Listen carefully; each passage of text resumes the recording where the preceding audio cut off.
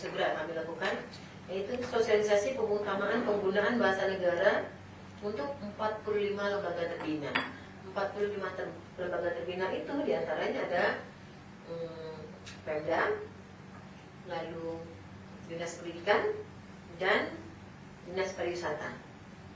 Jadi 45 lembaga terbina bahasa Indonesia dalam hal pengutamaan penggunaan bahasa negara di ruang publik.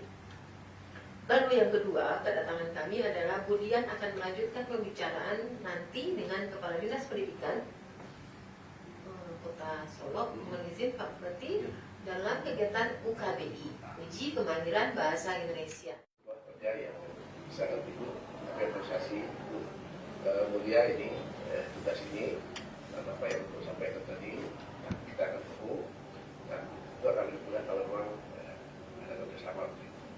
Maksud juga Dinas Pendidikan yang jadi UKBI ya.